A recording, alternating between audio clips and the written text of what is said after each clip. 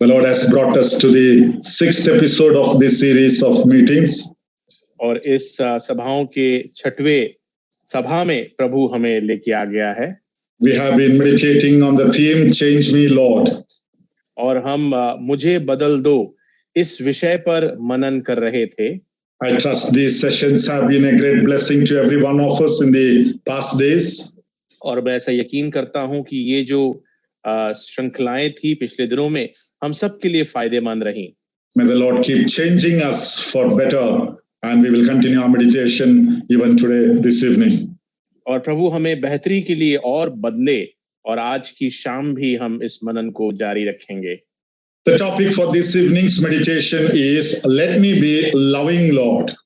और आज शाम के मनन का विषय है, मैं प्यार करने वाला हो जाऊं प्रभु। The title itself gives the clarity of what we intend. और जो शीर्षक है वो स्वयं में ही इस बात की सफाई देता है कि आज हमारी मनसा क्या है। It's all about love and loving others. ये केवल प्रेम और दूसरों से प्रेम करने के विषय में है। We speak a lot about love in our messages and in many ways. और बहुत तरीकों से हम प्रेम के विषय में, हमारे संदेशों में उसके विषय में बात करते हैं। In other words, the foundation of Christian life itself is love, for God so loved the world. और कहा जाए तो मसीही प्रेम की जो नींव है वो प्रेम ही है कि परमेश्वर ने जगत से इतना अधिक प्रेम किया। Many a time this word love has become so traditional to us, which has lost its impact and meaning in our practical lives. कई बार ये शब्द प्रेम जो है हमारे जीवनों में पारंपरिक सा हो गया है, जिसने अपने मायने को और अपने महत्व को खो दिया है। We only like to become criticizers or criticizing others. हम केवल आलोचना करने वाले आलोचक, जो दूसरों की आलोचना करते हैं, ऐसा ही हो जाते हैं। Well, constructive criticism is always good, which will definitely help the other person. सुधार के जो आलोचन है, प्रशंसा के जो आलोचन है, वो तो बेहतर है, वो दूसरे व्यक्ति को बढ़ाते हैं। But criticism without love is definitely not okay with the Lord. लेकिन आलोचना प्रेम के बिना यह सही नहीं है। So in this message, what we are trying to do is just to examine ourselves. Are we truly abiding in the love that the Bible speaks about? आज के सत्र में हम इस बात को देखना चाहेंगे कि क्या हम सचमुच में उस प्रेम से जुड़े हुए हैं जिसके विषय में बाइबल बताता है, Or is love just a verbal dialogue that we make or a traditional word that we use in the churches? या फिर प्रेम जो है केवल एक संवाद की बात हो गई है और पारंपरिक रीति से हम उस शब्दों का प्रयोग जैसे कलीसिया में करते आए हैं, क्या ऐसे ही करते जा रहे हैं? Bible speaks a lot about love. Bible प्रेम के विषय में बहुत अधिक बताता है। Let me begin by reading one passage from the Gospel according to John chapter 15 and verse 12 and 13. आइए शुरुआत में मैं यूहन्ना रचित सुसमाचार 15 अध्याय और उसके 12 से 13 आयतों को पढ़ना चाहूंगा।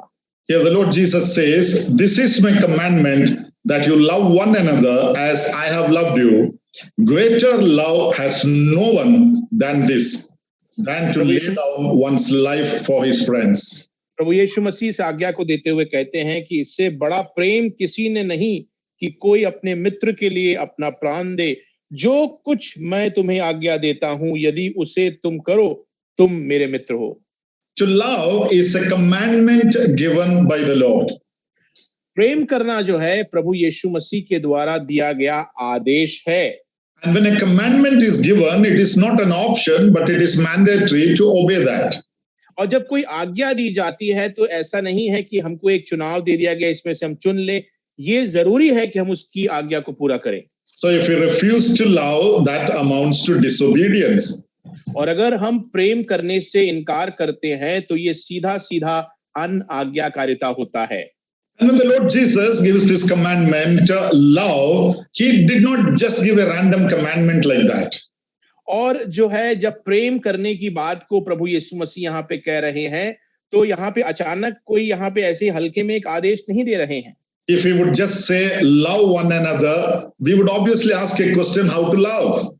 और अगर वो कहते केवल कि एक दूसरे से प्यार करो, तो शायद हम इस सवाल को पूछते कि कैसे प्रेम करें। Lord, how can I love the person sitting next to me? He has done so much of damage to me. और प्रभु कैसे मैं इस व्यक्ति से जो मेरे बगल में बैठा है प्रेम कर सकूं, इसने तो मेरा बड़ा नुकसान किया है। Lord, how can I love the neighbor? How can I love my other family? Or, it's difficult for me. प्रभु कैसे मैं अपने पड़ोसी से प्रेम करूं, मैं दूसरों से कैसे प्यार करूं, ये मेरे लिए मुश्किल है। So the Lord gives a one-word answer to all these questions, how to love. तो कैसे प्रेम करूं, इसके संबंध में प्रभु एक और बात को जोड़ते हुए इसका उत्तर देते हैं। He says, as I have loved you. और वो कहते हैं जैसा मैंने तुम्हें प्रेम किया। So if there is a problem for anyone, how should I love another person? How can I love this person who hates me, who troubles me, or whatever? Now, the simple answer is, as the Lord has loved you. और अगर समस्या ये है कि आप नहीं जानते कि कैसे प्रेम करना है, तो आप प्रभु को देखें और जानें कि कैसे प्रभु ने प्रेम किया। And the Lord has set an example as to how we need to manifest this love. और प्रभु ने इस उदाहरण को स्थापित किया है कि कैसे हमें इस प्रेम का प्रकटीकरण करना है। He says, greater love has no one than this. और वो कहते हैं कि इससे बढ़कर कोई और नहीं है than to give his life for his friends. कि अपने मित्रों के लिए अपना प्राण दे दे। Now, when the Lord says, love as I have loved you, और जब प्रभु कहते हैं कि इस प्रकार से प्रेम करो जैसा मैंने किया है, and the climax of the Lord's love is giving his life, और उस प्रेम की, प्रभु के प्रेम की चरण सीमा है जहां पे वो अपने जीवन को दे देते हैं। how much ever we try also, we will never reach that level until we give our life for another. और चाहे हम कितना भी कोशिश कर लें, प्रभु के उस प्रेम के स्तर तक ना पहुंच पाएंगे जब तक हम स्वयं दूसरों के लिए अपना प्राण दे दें। So the very fact that we are still alive is an evidence we haven't reached the target, still there is a scope for us to be loving. और इस बात को देखिए, अगर हम जीवित हैं अब तक, तो ये इस बात का सबूत है कि हम उस स्तर तक प्रेम नहीं कर पाए हैं जिस स्तर तक हमें करना है। Love is a term which has been misunderstood by the secular world to a large extent. और बहुत हद तक ये संसार ने प्रेम शब्द को बहुत गलत रीति से समझा है। They misuse it and use it in wrong quotations, contexts. और प्रेम शब्द का इस्तेमाल गलत तरीके से और गलत संदर्भ में किया जाता है। And love is often used as a word to cover the lust of man. और कई बार जो मनुष्य की जो शारीरिक इच्छाएं हैं उसको पूर्ण करने के लिए जो है प्रेम शब्द का प्रयोग किया जाता है। That is not the love that the Bible is talking all about. ये वो प्रेम नहीं है जिसके विषय में बाइबल बताता है। I'm not going to take time to explain what is love. मैं प्रेम क्या है उसको समझाने में समय नहीं लगाऊंगा, because that won't suffice my time here. क्योंकि आज हमारे पास जो समय है शायद उसमें वो पूरा ना कर पाए। But I'm just trying to emphasize, let me be loving or let us be loving. लेकिन केवल मैं इस बात पे जोर देना चाहता हूं कि मैं प्यार करने वाला बन जाऊं, मैं प्यार कर सकूं। To certain extent, even Christians have restricted their love only to those whom they love them. और कुछ हद तक अगर देखा जाए तो मसीहों ने भी अपने प्रेम को उस तक ही सीमित कर दिया है जहां पे वो उनसे ही प्रेम करते हैं जो उनसे प्रेम करते हैं। We adopt the principle give and take. You love me, I will love you. और हम उस सिद्धांत को ले लेते हैं, भाई तुम मुझसे प्यार करो तो मैं तुम्हें प्यार करूंगा। In Matthew's Gospel, chapter 5, verse 46 to 47, the Lord Jesus makes a statement about that. और मत्ती के 5 में जो है प्रभु यीशु मसीह इसके बारे में एक कथन को कहते हैं, If you love those who love you, what reward have you? Do not even the tax collectors do the same?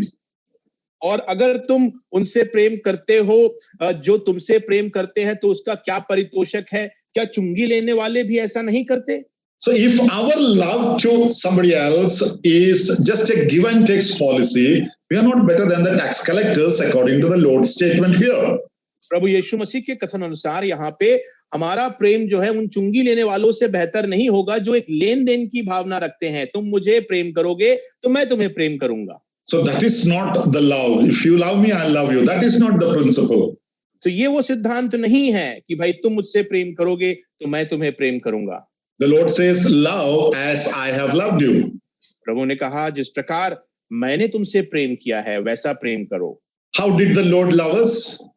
प्रभु ने हमसे कैसे प्रेम किया? Even when we were enemies, He loved us. जब हम शत्रु ही थे तब प्रभु ने हमसे प्रेम किया। That is what the Bible says. That is what Paul has written in the book of Romans. Romeo की पत्री में पौलुस इस बात को लिखते हैं। So, if Christ could love us even when we were enemies, what stops us from loving others? और अगर मसीह हमसे तब प्रेम कर सकते हैं जब हम शत्रु ही थे, तो हमें कौन सी बात रोकता है कि हम दूसरों से प्रेम ना करें? So when we pray, let me be loving Lord, we need to change our attitude regarding love. और इसलिए जब हम इस बात की प्रार्थना करते हैं कि हे प्रभु मैं प्यार करने वाला हो जाऊं, तो जरूरी यह है कि हम प्रेम के प्रति अपने रवैये को बदल सकें। The Lord's love becomes our role model. और जो हमारे सामने जो नकल करने की जो बात है, जो देखने की बात है, वो है प्रभु यीशु मसीह का ही प्रेम। If at all there is a question, how do I love? Simple answer, the Lord's love is our role model. और अगर एक सवाल आता है कि भाई प्रेम कैसे करूं, तो उसका बहुत ही आसान सा जवाब है, जैसा प्रभु ने किया। Paul writes in Romans chapter 13 and verse 8. और रोमियो 13 और 8 में पौलुस लिखते हैं, Owe no one anything except to love one another, for he who loves another has fulfilled the law. और किसी बात में किसी के कर्जदार ना हो, क्योंकि जो दूसरे से प्रेम रखता है उसने व्यवस्था पूरी की है। Owe no one anything except to love one another. किसी बात में किसी का कर्जदार ना हो, केवल प्रेम में। We owe so many things to so many people, isn't it? देखिए हम बहुत सारे लोगों के प्रति बहुत सारी बातों के कर्जदार हैं, Except love. केवल प्रेम के नहीं है। Apart from that, we owe so many things to one another. हाँ, प्रेम के अलावा जो है बहुत सारी चीजों के हम जो है कर्जदार हो गए हैं। We are debtors, we have obligations and so many other things. हम कर्जे में हैं, हमारी बहुत सारी जो है जिम्मेदारियां हैं और बहुत सारी और सी बातें हैं। Let me be loving Lord. Let that be our prayer this evening. आज की शाम हमारी प्रार्थना हो कि प्रभु मैं प्यार करने वाला हो जाऊं। Now let us look into some areas where we can be loving, and what does the Bible say about it? आइए उन कुछ क्षेत्रों को देखना चाहेंगे कि जहां पे हम प्रेम कर सकते हैं, और देखें कि बाइबल उसके विषय में क्या बताता है। The areas that we can manifest our love. और वो क्षेत्र जहां पे हम अपने प्रेम का प्रकटीकरण कर सकते हैं। First of all, number one, love the Lord your God with all your heart. सर्वप्रथम पहली बात जो है, अपने परमेश्वर यहोवा से अपने सारे मन से प्रेम रख। In Matthew's Gospel, chapter 22, verse 37 and 38, the Lord Jesus says this. मत्ती रचित सुसमाचार उसके 22 अध्याय उसके 37 से 38 आयत में प्रभु यीशु मसीह इस प्रकार से कहते हैं, You shall love the Lord your God with all your heart, with all your soul, and with all your mind. This is the first and great commandment. तू परमेश्वर अपने प्रभु से अपने सारे मन, सारे प्राण और सारी बुद्धि के साथ प्रेम रख, बड़ी और मुख्य आज्ञा यही है। The Lord says this is the first commandment, first of all. और यहाँ पे प्रभु कहते हैं कि ये प्रथम आज्ञा है। Why he gives the first place for this commandment? Love the Lord your God. इस आज्ञा के लिए कि अपने प्रभु से प्रेम रख, इसको क्यों प्रथम कहा गया है? Because unless you love the Lord your God, you cannot even know the meaning of love. Forget about loving others. और इसका कारण यह है कि जब तक आप प्रभु से प्रेम नहीं करेंगे तो प्रेम के मतलब को समझ नहीं पाएंगे। दूसरों से प्यार करने की बात को तो आप छोड़ ही दो। Well, the whole concept is because God loved us, He loved us, and He enabled us to love others. और विषय यहाँ पे यह है कि प्रेम का जो सीख है वो ये है कि उसने हमसे प्रेम किया और हमें इस लायक बनाया कि हम दूसरों से प्रेम कर सकें। So let us love God first Unless I love God first, we can't even talk about loving anyone else. इसलिए सर्वप्रथम प्रभु से प्रेम करें, क्योंकि बगैर प्रभु से प्रेम किए हम किसी और से प्रेम करने की बात को कह ही नहीं सकते। So the Lord says, this is not only the first commandment, this is also a great commandment. और यहाँ पे प्रभु यही कहते हैं कि ना केवल ये पहली आज्ञा है, लेकिन ये एक बड़ी श्रेष्ठ बड़ी आज्ञा है। Yes, we need to love, we need to learn loving from God because He has shown love to us. हमें प्रभु से प्रेम करना सीखना है, क्योंकि प्रभु ने हमसे प्रेम किया है। When we first love God, or when we start loving God, all the rest of the problems of our life will start getting solved one by one. और जब हम प्रभु से प्रेम करना शुरू करते हैं तो हमारे जीवन में एक एक करके समस्याएं जो हैं वो जाती रहती हैं। Other day also I mentioned, there is a common saying, familiarity breeds contempt. और जो है हमने इस बात को कहा था, ये कहावत है कि जो समझ जो होती है उससे जो है मुश्किलातें और बढ़ जाती हैं। This word love is so common among us. We have become so familiar to us, and somewhere we have lost the seriousness of it somewhere. और संसार के अंदर ये जो प्रेम जो है, ये शब्द इतना साधारण सा बन गया है कि हम कई बार जो है इसकी गंभीरता को खो दिया है। We are not naturally qualified to love God. देखिए, प्राकृतिक रूप से हम प्रभु से प्रेम करें इसके हम योग्य नहीं हैं। How can we ever think of loving a holy God, such a great personality who is in heaven, and you and me are just nothing? How can I even say that I love you? और कैसे हम उस पवित्र परमेश्वर से, उस अति महान व्यक्तित्व से प्रेम कर सकते हैं जो स्वर्गों में है? कैसे हम कह सकते हैं प्रभु हम आपसे प्रेम करते हैं? But He qualified us and He called us to love Him. लेकिन उसने हमें योग्य बनाया और उस योग्यता के अंतर्गत बुलाकर कि हम उसे प्रेम कर सकें। And our greatest advantage is God values our love. और हमारा बड़ा फायदा यह है कि प्रभु जो है हमारे प्रेम को मानता है, उसे कीमत देता है। So the first factor, love the Lord your God with all your heart. इसलिए पहली बात, अपने परमेश्वर यहोवा से अपने सारे मन से प्रेम रख। Now what is this loving the Lord your God? और ये अपने परमेश्वर से प्रेम करना ये क्या है? One thing we need, first of all, God loved us first. We are only reciprocating God's love. और एक बात को यहाँ पे जो हमें समझना वो ये है कि परमेश्वर ने हमें पहले प्रेम किया, हम तो उसके बदले में उसको प्रेम कर रहे हैं। In 1 John chapter 4 and verse 19, we see John writes about He loved us first. और यहाँ पे पहले यूहन्ना 4 और 19 में हम इसके विषय में पढ़ते हैं कि पहले उसने हमसे प्रेम किया। We never knew what is love, but God took the initiative to love us.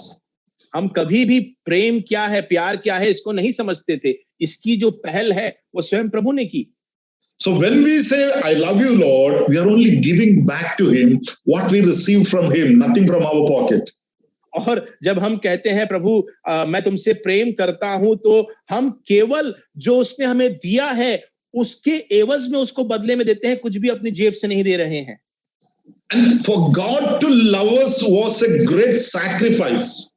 और परमेश्वर ने हमसे प्रेम करना, इसमें एक बहुत बड़ा बलिदान है। 1 John chapter 4 and verse 9 talks about that. और पहला यूहन्ना 9 उसके हम इसमें इस बात को पढ़ते हैं। It's a great sacrifice in order to show His love to us. और उसका प्रेम हमें दिखाना, इसमें एक बहुत बड़ा बलिदान छुपा हुआ है। So He took all the initiative. He began the move and He loved us. He showed us what is love. And now He's asking, just give it back. और उसने उस प्रेम को करने की सारी पहल स्वयं की और सब कुछ उसके लिए किया। अब वो हमसे कहता है कि बदले में तुम भी प्यार करो। And in loving God, secondly, we see loving God involves our entire being.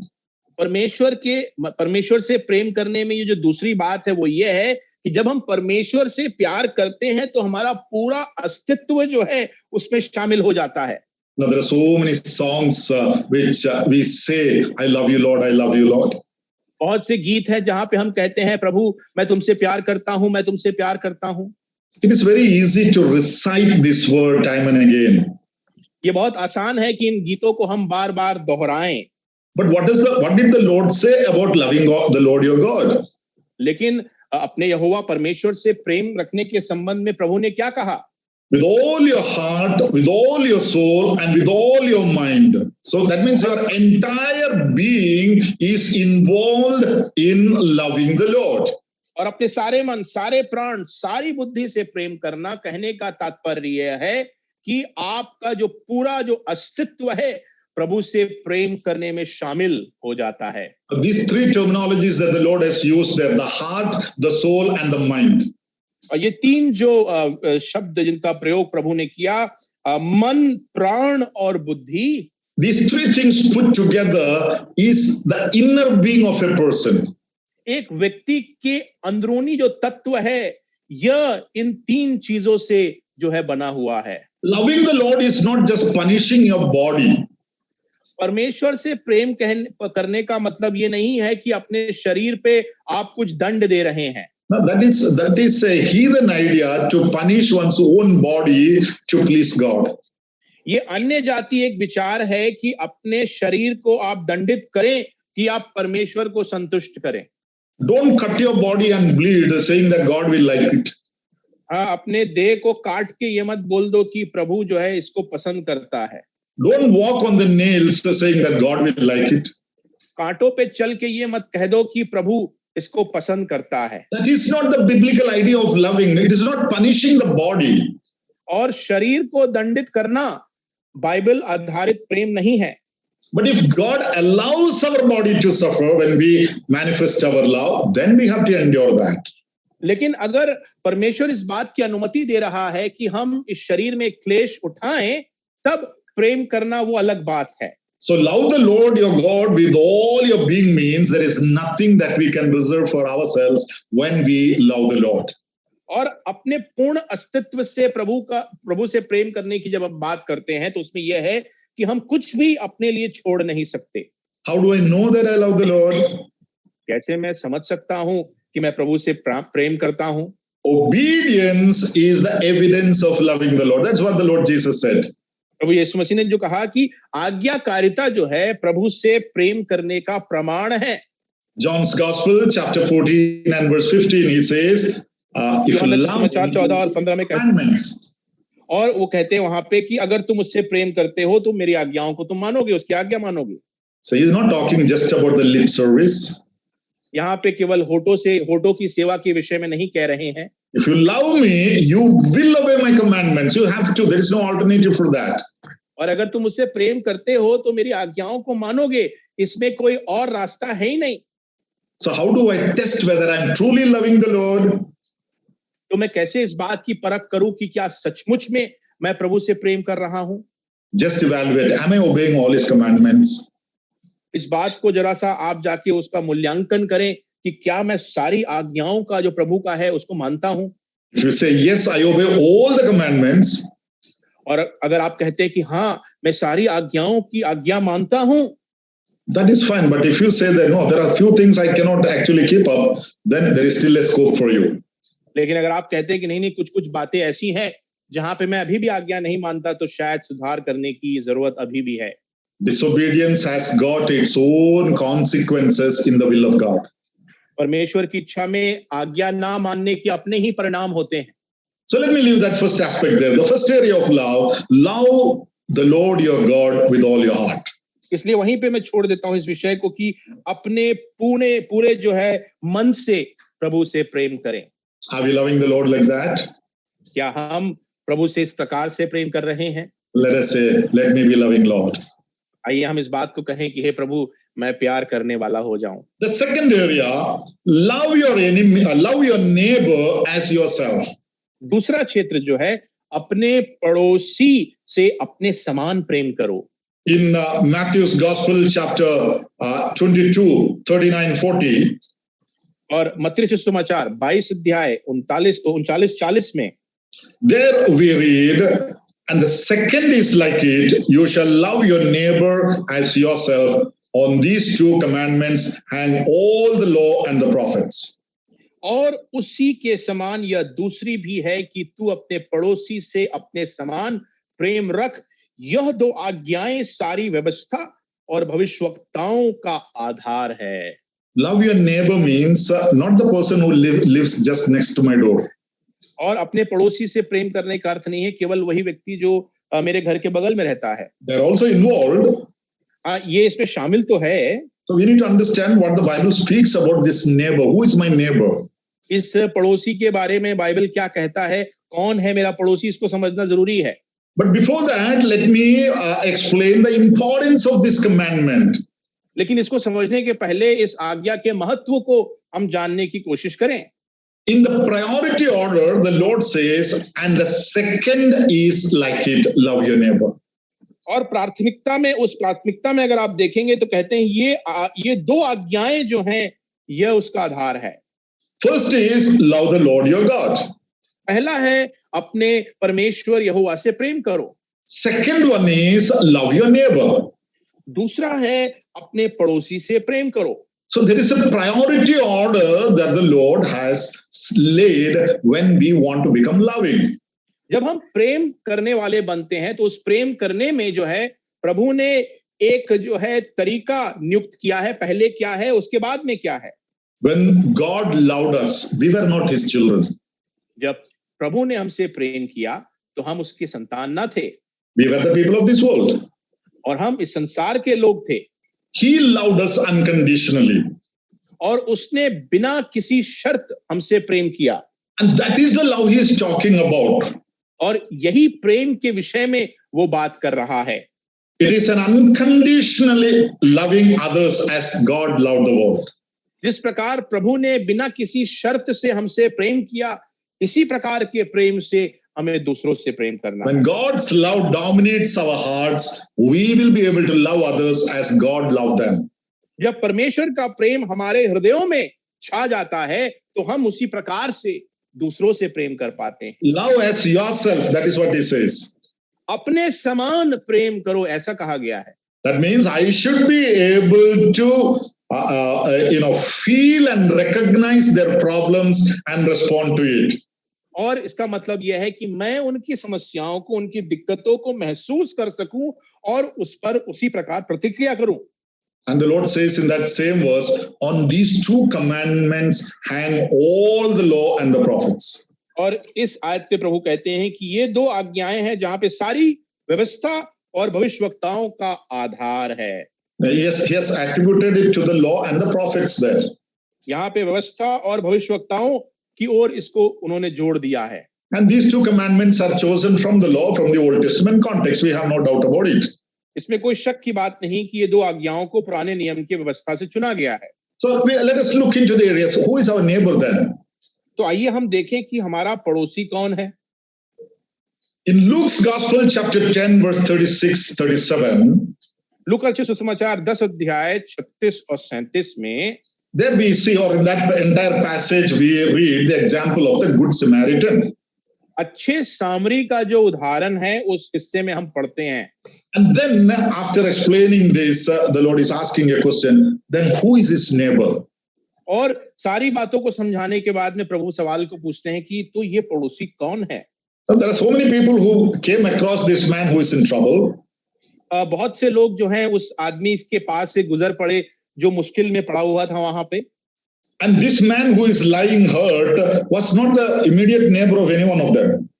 और ये जो व्यक्ति जो वहां पे मूर्छित पड़ा हुआ था वो इन व्यक्तियों में से किसी का भी पड़ोसी नहीं था। But the Samaritan came to help him out there. लेकिन वहां पे सामरी आया कि आके उसकी मदद करे। The earlier two were a Levite and a priest. और पहले जो थे लेवाई थे और एक याजक आए थे। And there is always a difference between the Samaritans and the Jews. There is no doubt. We have evidences in the Bible.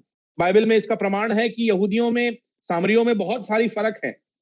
But the Bible says, he is your neighbor. लेकिन बाइबल कहता है यह जो है वो जो है तुम्हारा पड़ोसी है। He need not be from the Levitical community. हो सकता है लेवीय समुदाय से वो ना हो। He need not be from your church. हो सकता है तुम्हारी कलीसिया से वो ना हो। He need not be your relative. हो सकता है तुम्हारा सगी संबंधी वो ना हो। He may be a stranger in your life. तुम्हारे जीवन में एक अनजाना व्यक्ति हो सकता है। But God has brought you across to him that God's love may be poured into his life through you. You are a middleman, you are an agent, you are an instrument. लेकिन परमेश्वर जो है तुम्हें उस व्यक्ति के जीवन में इसलिए लाता है ताकि तुम उसके प्रेम को, परमेश्वर के प्रेम को उस तक पहुंचा सको। तुम एक मध्यस्थ बन जाते हो वहां पे। This is what God wants us to be doing. Love your neighbors means love the people of this world whom God has loved and died for them. और यही प्रभु कहना चाहते हैं कि हम इस प्रकार से प्रेम करें इस संसार के लोगों के लिए जिसके लिए परमेश्वर अपने अपनी जान को दे दी। Loving your neighbor involves its cost. और अपने पड़ोसी से प्रेम करने में उसकी कीमत भी शामिल है। For this good Samaritan, it involved a lot of cost. और इस भले सामरी को जो है काफी कीमत चुकानी पड़ी। So loving others, loving your neighbors, it is not something that just comes without any expense. It involves a cost, a price. और जो है किसी पड़ोसियों से प्रेम करने की जब बात करते हैं तो एकदम आसानी से नहीं आता, उसमें कुछ न कुछ जो है मूल्य चुकाना पड़ता है, कीमत देनी पड़ती है। When we love money, we use people to gain money. जब हम पैसे से प्रेम करते हैं तो लोगों का इस्तेमाल करते हैं उस धन को बनाने के लिए। But when we love people, we use money to gain people. लेकिन जब हम लोगों से प्रेम करते हैं तो पैसों का इस्तेमाल करते हैं लोगों को जीतने के लिए। Now, I believe you got that statement. मैं ऐसा सोचता हूं कि आप इस कथन को समझ पाए। When you love money, you use the people to gain money. जब आप पैसे से प्रेम करते हैं तो लोगों का इस्तेमाल करते हैं पैसा बनाने के लिए। But when you love the people, you use the money to gain the people. लेकिन जब आप लोगों से प्रेम करते हैं तो पैसों का इस्तेमाल करते हैं लोगों को जीतने के लिए। So love your neighbor means spend your money, spend your resources to love the people so that they may see the love of God through you. और इसलिए जब पड़ोसी से प्रेम करने को कहते हैं तो अपना धन खर्च करें उनके लिए अपने जेबों को खोले ताकि आपके प्रेम के स्वभाव को देखते हुए वो उस प्रेम को समझ सकें। By your loving your neighbor, he should be able to see the love of God through you. और आपके पड़ोसी से प्रेम करने के द्वारा वह परमेश्वर के प्रेम को देख सकें।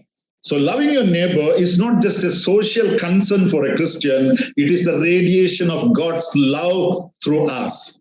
और ये केवल एक सामाजिक दायित्व तो नहीं है एक मसीह के लिए कि वो पड़ोसियों से प्रेम करे, लेकिन ये परमेश्वर के प्रेम को एक तरह से दूसरों के सामने लेके आना है। The recipient must recognize the love of God through service and actions that we are doing. और जो उसका जो प्रतिलाभी है जो उसको स्वीकार करता है वो इस बात को समझ सके उस प्रेम को पाते हुए कि यह जो है परमेश्वर की ओर से है। The objective is that he may experience the love of God. और इसका जो मूल जो विषय है वो ये है कि वो व्यक्ति जो है परमेश्वर के प्रेम का अनुभव कर सके।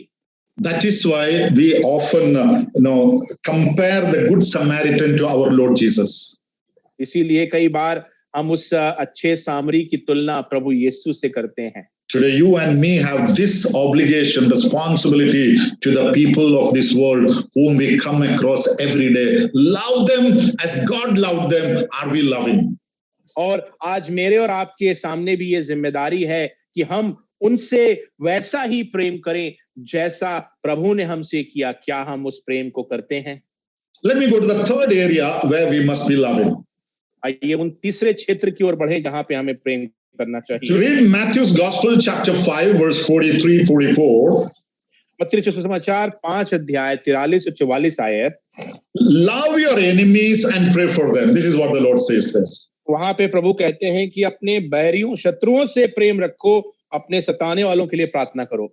He said, you have heard that love your neighbor and hate your enemy, but I say to you, you love your enemies.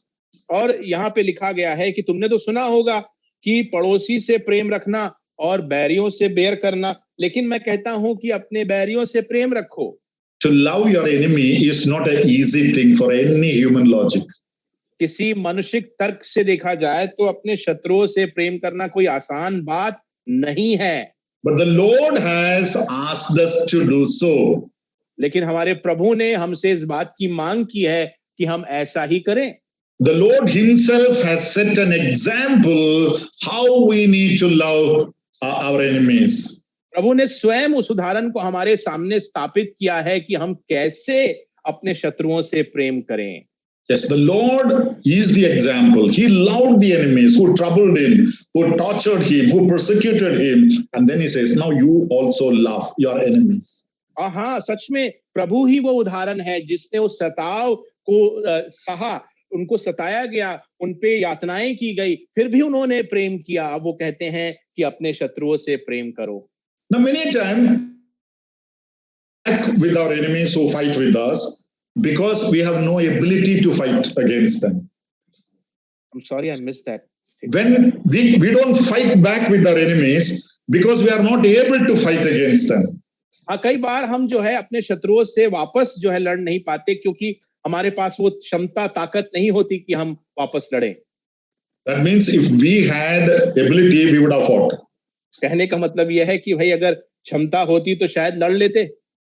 That is not loving your enemies. ये अपने शत्रुओं से प्रेम करने की बात नहीं है।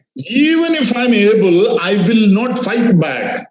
अगर मेरे अंदर वो क्षमता है, ताकत है, तो भी मैं वापस लड़ाई नहीं करूंगा। Christian character is to love your enemies.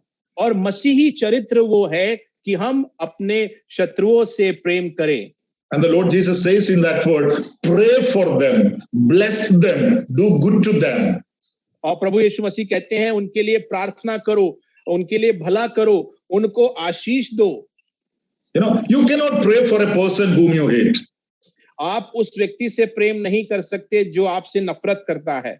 If you are praying for a person whom you hate, you will only pray, Lord, destroy him. और अगर आप जिससे नफरत करते हैं उससे प्रेम करने के लिए प्रार्थना करें तो शायद आप कहेंगे कि प्रभु उसे नाश कर दो।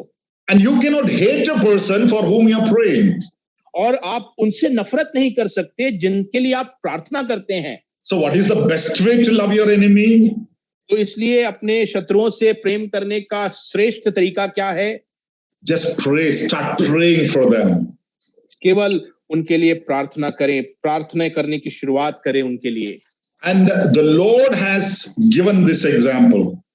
और प्रभु ने इस उदाहरण को हमें दिया है। Now, when we think of loving our enemies, जब हम अपने शत्रुओं से प्रेम करने के संबंध में सोचते हैं, who are our enemies? हमारे शत्रु कौन है? In Matthew's Gospel, chapter 10 and verse 16, we see we are sent like the sheep among the wolves. मत्ती उसके 10 और 16 में हम देखते हैं कि हमें जो है भेड़ियों के बीच में भेड़ के समान भेजा गया है। Even though we have no enmity with anyone, we are surrounded by the people who treat us as enemies in this world. हालांकि हमारी किसी के साथ कोई शत्रुता नहीं है, लेकिन इस संसार में जो है हम घिरे हुए हैं ऐसे लोगों से जो हमें इस तरह से देखते हैं। And the Lord, knowing that, He has sent us among the wolves. और प्रभु इस बात को जानते हुए हमें इन भेड़ियों के मध्य में भेजता है। Knowing that He is coming into the world where they will kill Him, He came. God sent His Son. इस बात को जानते हुए कि जिस संसार में वो आता है उसमें उसको मार दिया जाएगा, परमेश्वर ने उसे भेजा। But why did they hate Him? लेकिन क्यों वो उनसे नफरत करते थे? They do not know the truth. क्योंकि वो सत्य को नहीं जानते थे। Why do they hate us? और वो हमसे नफरत क्यों करते हैं? Because they do not know the truth. क्योंकि वो सत्य को नहीं जानते। So we just pray for them, Lord, reveal the truth to them, let them come to know the truth, then they will change. और इसलिए हम प्रार्थना करें कि हे प्रभु वो सत्य को समझ सकें, जब सत्य को वो समझेंगे तो वो बदल जाएंगे। It's a common human logic to hate your enemies. Nobody will condemn you for that. ये बहुत ही आम मानवीय तर्क है कि आप अपने दुश्मनों से नफरत करें। इसमें अगर आप ऐसा करते हैं तो कोई आप पे दोष नहीं लगाएगा। That is why in the earlier verse we read that you have heard that love your neighbor and hate your enemies. That is the common practice. इसीलिए हमने पिछली आयत में पढ़ा था कि भाई कहा गया है कि अपने जो है पड़ोसियों से प्रेम कर लो और शत्रुओं से जो है नफरत करो। ये एक साधारण एक बात है। It's a secular mindset. ये एक संसारिक जो है विचार है। So if we have to love those people who are torturing us, persecuting us, talking ill about us, harming us, our attitude and mindset must change. और इसलिए अगर हमें उनसे प्रेम करना है जो हमसे नफरत करते हैं, जो हमें सता रहे हैं, तो जरूरी यह है कि हमारा जो है मनसा, हमारा जो रवैया जो है पूर्ण रूप से बदले। That is the Christian character. और वो है मसीही स्वभाव। Romans 12:28 says, if it is possible, as much as depends on you, live peaceably with all men. और रोमियो 12 में हम पढ़ते हैं कि जितना जिस हद तक हो सकता है शांतिपूर्वक तरीके से सब मनुष्यों के साथ आप जीवन व्यतीत करें। And in verse 19 he says, do not avenge yourself, for vengeance is of the Lord. और 19 आयत में कहता है कि जो है बदला मत लो, क्योंकि जो बदला है वह प्रभु का है। And in verse 21 he says, do not be overcome by evil, but overcome evil with good. और 21 में कहता है कि बुराई तुम्हारे ऊपर जीत ना पाए, लेकिन तुम जो है उस बुराई पे जीत को प्राप्त करो। Lord, let me be loving. प्रभु, मैं प्यार करने वाला बन जाऊं। Help me to love those who are persecuting me. प्रभु, जो मुझे सताव कर रहे हैं उनसे प्रेम करने वाला बन जाऊं। Help me to love those who are putting false allegations against me. मदद करो प्रभु मेरी कि मैं उनसे प्रेम कर सकूं जो मेरे पे झूठा इल्जाम लगा रहे हैं। Help me to love them who are dragging me to the police, putting me into the jail. प्रभु मदद करो कि मैं उनसे प्रेम कर सकूं जो मुझे पुलिस की ओर खींच के लेके जा रहे हैं और मेरे ऊपर केस डालते हैं। Only a Christian can do this. No one else in this world can do this. केवल मसीह इस पूरे संसार में कर सकता है, ऐसा कोई और नहीं कर सकता। Now let me come to the fourth area where we need to show our love. अब आते हैं चौथे क्षेत्र में जहां पे हमें इस प्रेम को दिखाना है। In John's Gospel, chapter 13, verse 34-35. यूहन्ना का सुसमाचार 13 अध्याय 34 और 35 में, Love one another as the Lord loved you. और एक दूसरे से ऐसा प्रेम रखो जैसा परमेश्वर ने प्रेम किया। A new commandment I give to you, that you love one another as I have loved you. और मैं तुम्हें एक नई आज्ञा देता हूं कि एक दूसरे से प्रेम रखो जैसा मैंने तुमसे प्रेम रखा। And by this all will know that you are my disciples. और ऐसा जब तुम करोगे तो सब समझ जाएंगे कि तुम मेरे चेले हो। Now there is the difference between loving your neighbor and loving one another. और पड़ोसी से प्रेम करना और एक दूसरे से प्रेम करना, इसका फर्क जो है, Here, love one another is love among the disciples. He's not talking about the people outside. एक दूसरे से प्रेम करने की बात यह है कि चेलों के बीच में आपस में प्रेम हो, ये बाहर प्रेम करने की बात को नहीं कह रहा है। This is a specific command the Lord gives to the disciples. ये एक विशिष्ट जो है एक आज्ञा दी गई थी चेलों को। That means we need to love one another, our own brethren. कहने का मतलब यह है कि हम आपस में अपने ही भाइयों से प्रेम करें।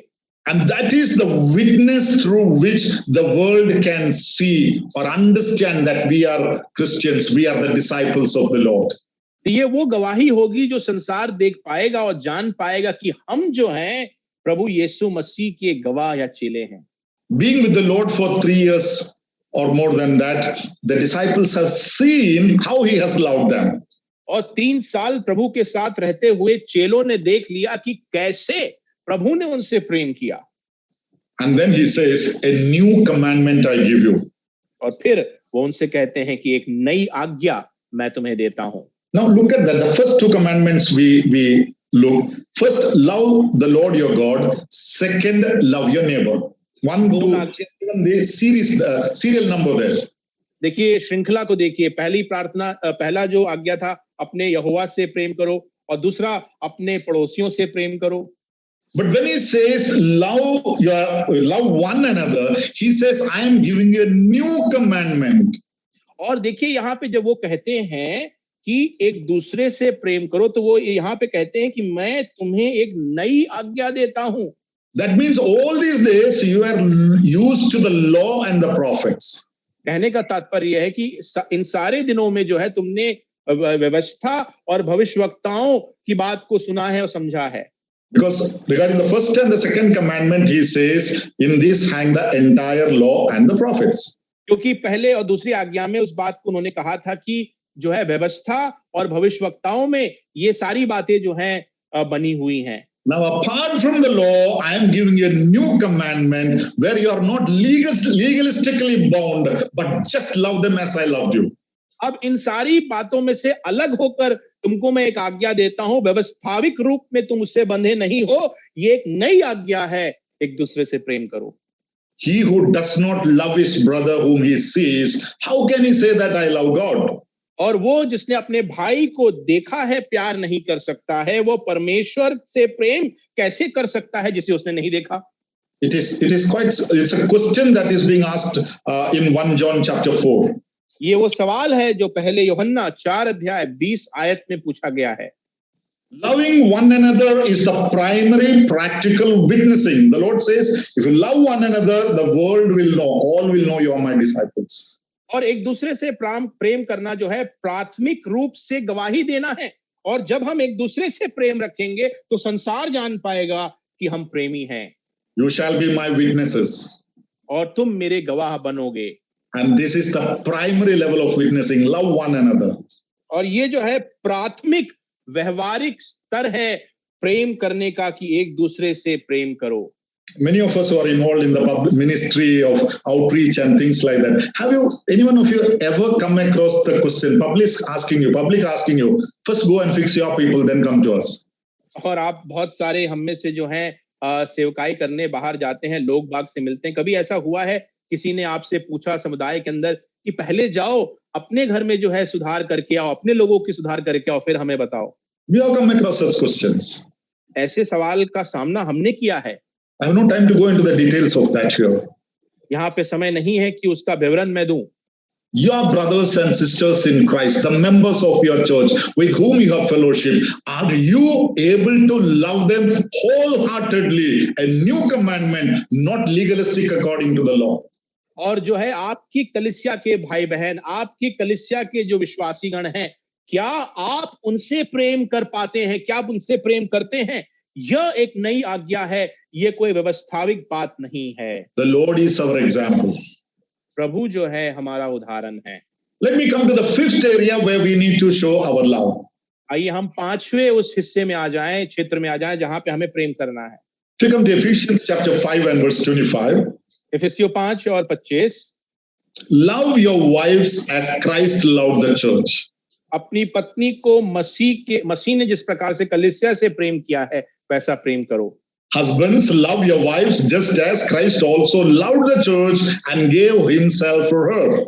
हे पतियों, अपनी पत्नी से प्रेम रखो जैसा मसीह ने भी कलीसिया से प्रेम करके अपने आप को उसके लिए दे दिया। This is a commandment and teaching in the New Testament regarding the love prevailing in the Christian families. मसीह परिवार के अंदर बने रहने वाले प्रेम के विषय में ये जो आज्ञा दी गई है नए नियम में। Many things husbands are asked to love, but wives are not. It is a commandment to the husbands.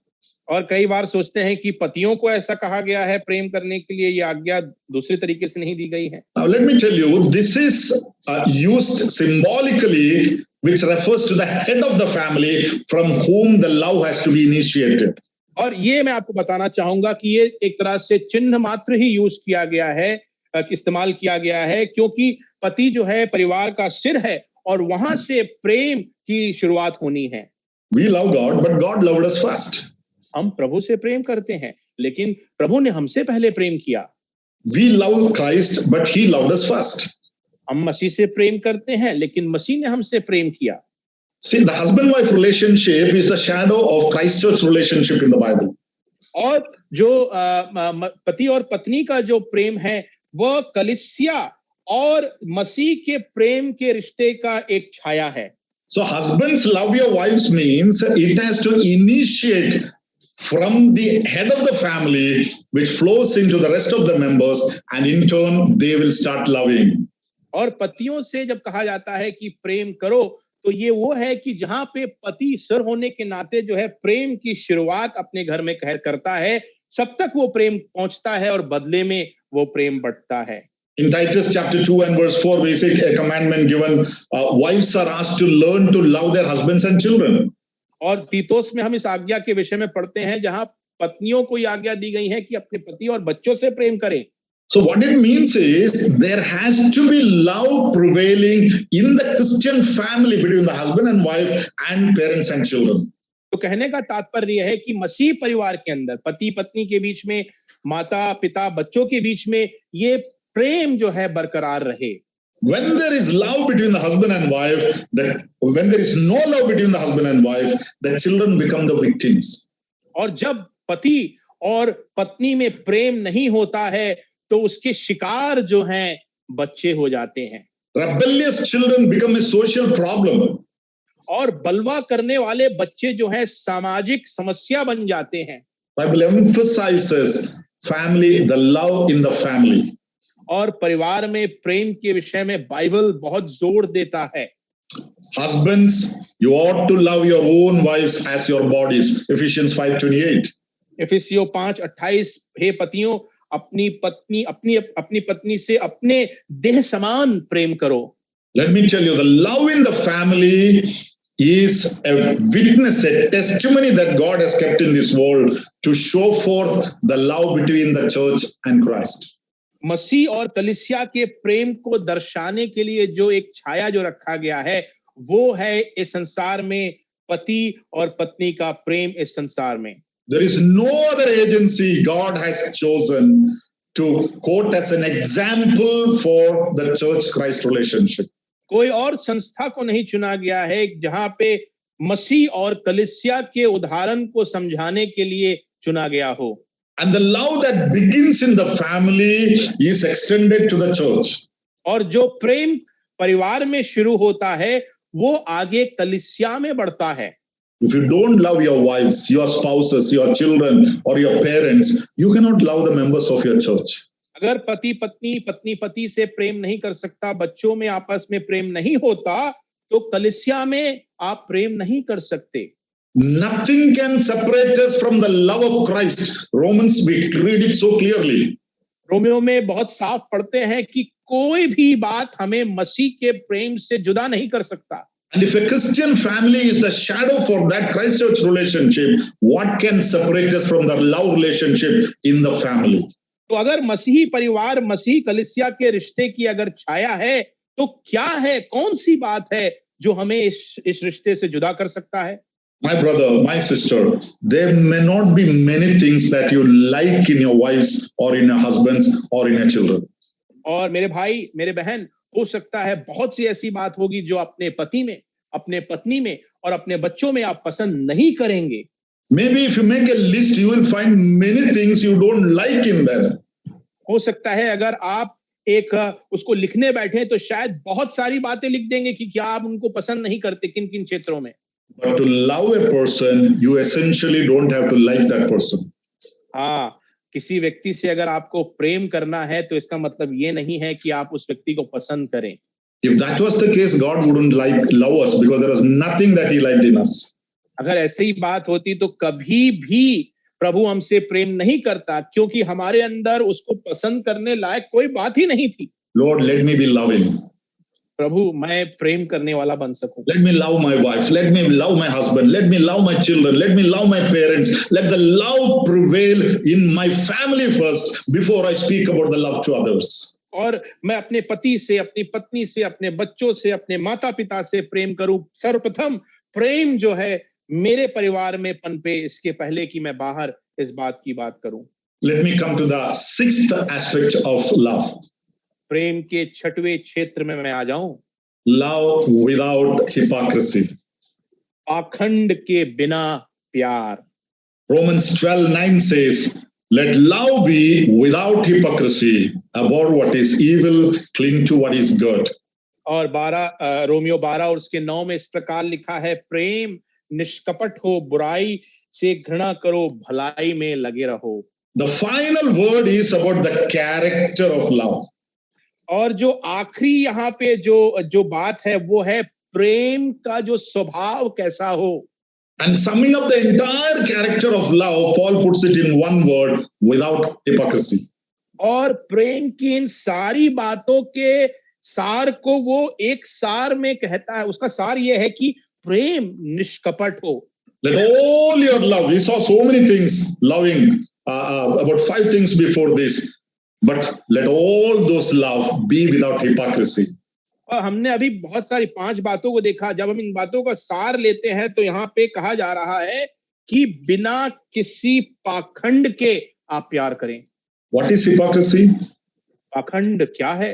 When what is stored inside and what is shown outside are not the same, that amounts to hypocrisy. पाखंड ये है कि दिल में जब कुछ और होता है और जो बाहरी प्रतिरूप होता है कुछ और होता है, तो वह पाखंड कहलाता है। We store something in the heart, but show something else outside. हमारे दिल में कुछ और छुपा हुआ है, लेकिन बाहर हम कुछ और दिखाते हैं। No, that is hypocrisy. Love without hypocrisy. That is what the Bible says. ये पाखंड है। नहीं, ऐसा ना हो, बिना पाखंड प्रेम बढ़े। 1 Timothy chapter 4 and verse 5, Paul says, the purpose of the commandment is from a love from a pure heart, from a good conscience, and from sincere faith. और पहले तिमोथियों में पौलुस इस बात को कहता है कि इसकी प्रेम की जरूरत यह है कि शुद्ध विवेक से, सच्चे मन से इस प्रेम को जो है किया जाए। Purity of the heart, good conscience, and sincere faith are the essential ingredients of love without hypocrisy. और बिना पाखंड के प्रेम करने का अर्थ यह है कि उसमें कोई स्वार्थ ना हो, उसमें पवित्रता हो और शुद्ध हो और वो खालिस हो। दैट वही है प्रेम का प्रतीक। Condition of our heart is more important than the actions that we say it is of love. हमारे जो अंदरूनी जो हृदय है वो कैसा है, ये अधिक जरूरी है इसके बदले में कि हम क्या करते हैं, हमारी क्रिया क्या है। Where there is no hypocrisy in love, there is no evil there. जब कोई पाखंड नहीं होता प्रेम में, वहां कोई बुराई नहीं होती। Love does no harm to the neighbor. प्रेम पड़ोसी पे कोई नुकसान नहीं करता। There is no fear in love. प्रेम में जो है कोई भय नहीं होता। Love cover a multitude of sins. और जो है पाप के बढ़े उस बोझ को प्रेम जो है वो ढांप लेता है। These are something that the love without hypocrisy will accomplish. पाखंड बगैर प्यार जो है ऐसी बातों को जो है हासिल कर पाता है। God is the righteous judge of every heart. परमेश्वर हर दिल का जो है धर्मी न्यायाधीश है। We say, I love this person, I love that person, I love my church, I love God, but God knows the heart. हम कहते हैं कि मैं इस व्यक्ति से प्रेम करता हूं, मैं उस व्यक्ति से प्रेम करता हूं, मैं अपनी कलीसिया से प्रेम करता हूं। परमेश्वर हमारे दिलों को जानता है। You only hear what I say. हाँ, आप केवल वही सुन सकते हैं जो मैं बोल रहा हूं। No, one of the greatest gifts God has given to us is that I cannot read your heart, neither can you read my heart. और एक जो बड़ी चीज जो प्रभु ने हमें नहीं दी है वो ये है कि हम एक दूसरे के मन को नहीं पढ़ पाएंगे। If we could read one another's heart and mind, I don't know how many of us will dare to face one another. अगर ऐसा होता कि हम जो है एक दूसरे के मन को पढ़ सकते तो कौन हिम्मत करता एक दूसरे का सामना करने का। But here is a God who knows the heart. लेकिन यहाँ पे एक ऐसा परमेश्वर है जो दिलों को जानता है। And I must be transparent before him. और मुझे उसके सामने पारदर्शी होना है। When I talk about love, there should not be hypocrisy in that. जब मैं प्रेम के विषय में कहता हूं तो उसमें कोई कपट ना हो। We probably had issues and problems. हो सकता है हमारी बड़ी समस्याएं, बड़ी दिक्कतें हुई हों। We were not able to get along with some people. हो सकता है कुछ लोगों के साथ मिलके चलने में हमें दिक्कत हुई हो। In some families itself, relationship is very difficult. और कुछ परिवारों में ही जो है संबंध बहुत ही मुश्किल की बात है। Many say I prefer to stay away or separate from my family. और बहुत से कहते हैं कि परिवार से दूर अलग ही रहना मैं चाहता हूं। I can't love these old people, children say. I can't love these young people, parents say. और बच्चे कहते हैं कि इन बुजुर्गों से मैं प्रेम नहीं कर सकता। बुजुर्ग कहते हैं कि हम इन बच्चों से प्रेम नहीं कर सकते। I can't love my neighbor. I can't. No, we all have gone through many issues like this because we are human beings. और हम अपने पड़ोसी से प्रेम नहीं कर सकते, उससे प्रेम नहीं कर सकते। इस तरह के बड़े समस्याओं का सामना हमने किया है क्योंकि हम मनुष्य हैं। But just put one question now before we close our message. लेकिन एक ही सवाल का सामना हम करें इसके पहले कि आज मैं संदेश करूं। How did God first love us? कैसे प्रभु ने हमसे प्रेम किया है। If God could love a wretched like me, what stops me from loving all these people? मुझ जैसे दुष्ट से अगर प्रभु प्रेम कर सकता है तो कौन सी बात हमें रोकती है कि हम दूसरों से प्रेम ना करें। Lord, let me be loving. प्रभु मैं प्रेम करने वाला बन जाऊं। Let our attitude change in relation to our love. हमारे प्रेम के प्रति हमारा रवैया बदले प्रभु। May God's name be glorified. God bless you. Thank you. प्रभु के नाम की महिमा हो। प्रभु आपको आशीष देवे। धन्यवाद।